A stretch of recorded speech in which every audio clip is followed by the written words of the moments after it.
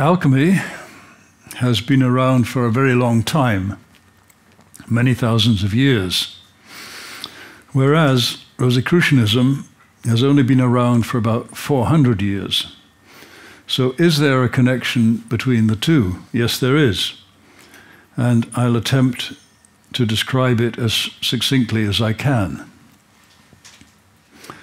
First, a thumbnail description of what Rosicrucianism is, namely, a movement of spiritual renewal that arose in Germany in the early 17th century and emerged from the circle surrounding the Protestant theologian of Tübingen, Johann Valentin André. What essentially started it off was the publication of 3 so-called Rosicrucian manifestos, the most important being the first one, published in 1614, the Fama Fraternitatis, the fame or proclamation or manifesto of the most praiseworthy brotherhood of the Rosy Cross. And maybe I should just put in a plug here for the translation of this text that my wife Donata and I made. Though I say it myself, it's the only remotely reliable English translation to date. And there's also a modern German version that Donata made. I have copies of both of them if anybody's interested.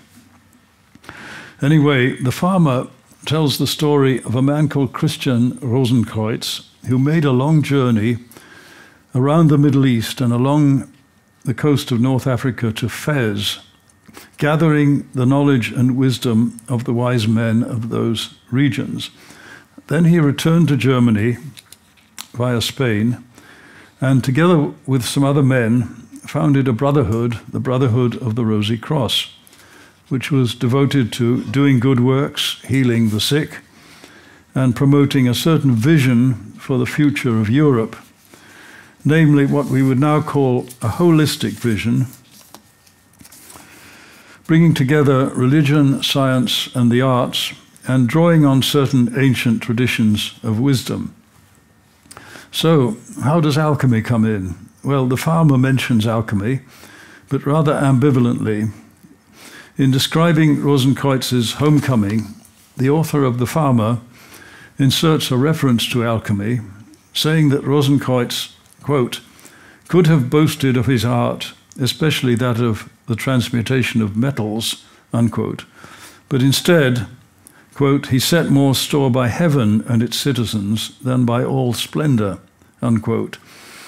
Well, I found this use of the word heaven somewhat puzzling until I came across a translation of a Hebrew treatise on alchemy, quoted in Raphael Patai's book, The Jewish Alchemists, which says that, quote, the physicists called heaven by the name fifth essence, because heaven is not subject to corruption, unquote.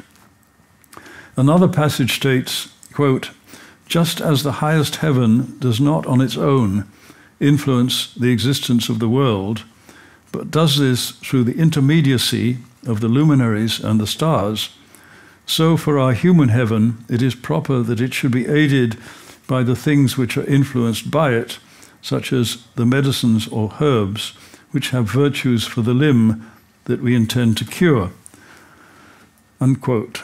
So the passage seems to be saying that the use of alchemy for healing is infinitely more praiseworthy than the transmutation of metals. It's also interesting that the Fama pays tribute to the great alchemist and physician Theophrastus Bombastus von Hohenheim, known as Paracelsus, whose writings helped to revitalize the alchemical tradition and keep it alive.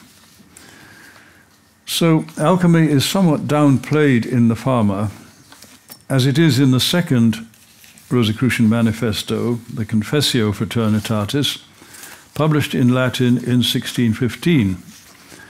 Very different in character is the third manifesto, the Chymical Wedding of Christian Rosenkreuz. Here is an illustration from the Chymical Wedding from a modern edition, published by an anthroposophical press. The Christian Rosenkreuz of the title is not the monk and founder of the Rosicrucian Brotherhood, but rather an elderly hermit of humble piety who is invited as a guest to the wedding of a king and queen in a castle where dramatic events take place, including the beheading of several royal personages, including the bride and bridegroom, who were later brought to life in an alchemical operation. This work was written by André in his teenage years and subsequently reworked for publication. André's father, also called Johann, was an alchemist, and the young Johann would have been familiar with alchemical symbolism. Why he decided to publish The Chemical Wedding is unclear, but at any rate, The Chemical Wedding has had the effect of reinforcing the association between Rosicrucianism and alchemy. Now, at the end of the Fama, there was an appeal to the learned of Europe to come forward and communicate with the Brotherhood. The only trouble was that, as far as we know, they left no mailing address. Nevertheless, the publication of the manifestos resulted in a flood of writings and publications that came to be known as the Rosicrucian furor. Some of these writings were requests to join the Rosicrucians, some were hostile, some purportedly came from members of the Brotherhood itself. Some were from people who embraced the Rosicrucian vision and presented their own interpretation of it. Whether any received a reply is not recorded. By the 1620s, the furor in Germany had largely dissolved in the chaos of the 30 Years' War, but the impact of the manifestos continued to be felt elsewhere. Like a stone dropped into the collective mind of the age, it sent out ripples in to various countries, including England, France, Holland, and Sweden. In Sweden, one of its main apologists was Johannes Bureus, tutor to King Gustavus Adolphus. Another apologist was the physician, alchemist, and composer Michael Meyer, who helped to transmit the Rosicrucian current to England. And while in England, Meyer probably met the fellow Rosicrucian apologist Robert Flood, also a physician and alchemist. Meanwhile, in the German lands, little was heard of Rosicrucianism for some decades, until it reappeared in the 18th century in a form rather different from the original movement. A seminal work in the emergence of this neo-Rosicrucianism was a book entitled, and I'll give the English translation, The True and Perfect Preparation of the Philosophical Stone of the Brotherhood from within the Order of the Golden and Rosy Cross, published at Breslau, now Wrocław in Poland, in 1710, under the name of Sincerus Renatus, a pseudonym for Samuel Richter, a Protestant pastor from Silesia. In it, he describes the rules and practices of a somewhat nebulous Rosicrucian order. As the title of Renatus's book indicates, alchemy was a central preoccupation of this order. Whether or not the order described by Renatus really existed at that time, by about the 1760s, an order of the same name, Golden and Rosy Cross, had emerged as part of Freemasonry. To be admitted, one had to have passed through a regular Masonic lodge. And from then on, we find various Masonic systems of one kind or another invoking the Rosicrucian symbology.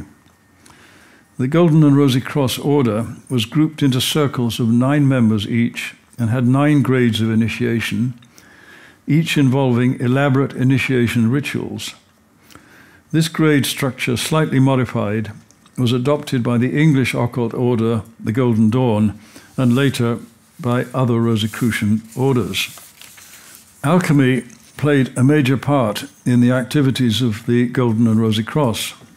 Alchemical symbolism featured in the initiation ceremonies, and the members were supposed to have their own laboratories and work diligently at their furnaces and retorts and crucibles. And I think, unfortunately, some of them blew themselves up in the process. As one progressed up the order, one received more and more alchemical secrets, and there survive today many alchemical books and manuscripts that survived among the fraternity and contained very precise instructions about alchemical processes. Yes, there is the title page of one of these works from the Golden and Rosy Cross. At the same time, the work in the laboratory went hand in hand with a process of spiritual development. By the early 1790s, the Golden and Rosy Cross had petered out, but meanwhile, in 1785, there appeared an influential Rosicrucian alchemical work in 3 folio volumes, and again I'll give the English title, Secret Symbols of the Rosicrucians, from the 16th and 17th century. So the Secret Symbols of the Rosicrucians was published at Altona near Hamburg. And this was a collection of material from various sources put together by an anonymous compiler. In the tradition of the Golden and Rosy Cross, the work contained detailed instructions for carrying out alchemical processes, and it also expounds a Gnostically tinged religious teaching. The text is accompanied by a series of beautiful images, many of which have since appeared repeatedly in literature about Rosicrucianism and alchemy. This work has undoubtedly helped to keep the alchemical tradition alive and to perpetuate its association with Rosicrucianism. The 19th century saw a decline in alchemy, which by now had become generally divorced from chemistry. However, a few dedicated seekers in Germany, France, England, and elsewhere continued to study alchemy, either as an activity in the laboratory or as a spiritual and symbolic language. The latter approach attracted an increasing following from about the mid-19th century. In the late 19th and early 20th centuries, the connection between alchemy and Rosicrucianism is apparent in the case of various members of the Hermetic Order of the Golden Dawn. The Golden Dawn featured alchemy to some extent in its symbology, and in the German-speaking world, someone who embodied both the Rosicrucian and alchemical tradition was Rudolf Steiner, founder of the Anthroposophical Society. Steiner saw himself very much as working in the Rosicrucian tradition. In 1910, Steiner met a kindred spirit in the person of a young poet, Alexander von Bernus, who had already developed an interest in alchemy. As an anthroposophist and close associate of Steiner, he would most likely have regarded himself as working in the Rosicrucian spirit. The alchemical tradition was carried to the United States along with the Rosicrucian tradition, and a major role in promoting alchemy in the United States has been played by the ancient and mystical order Rosicrucis, founded by Harvey Spencer Lewis, who launched his organization in New York in 1915 and eventually settled in San Jose, California. Lewis claimed to have mastered the art of alchemical transmutation, which he demonstrated to followers in New York in 1916. And one of the members of AMORC, Oral Graves, conducted a series of classes in practical alchemy, And one of his pupils was a young German called Albert Riedel, who went on to publish some books under the title Frater Albertus, and he founded something called the Paracelsus Research Society, which was very active in training people in the practical alchemy. So in conclusion, it's fair to say that it is to a large extent thanks to Rosicrucianism that alchemy is still alive and well today. Thank you.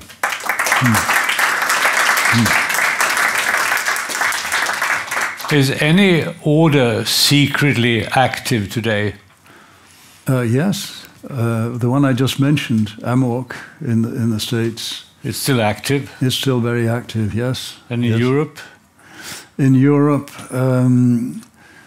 well, there's the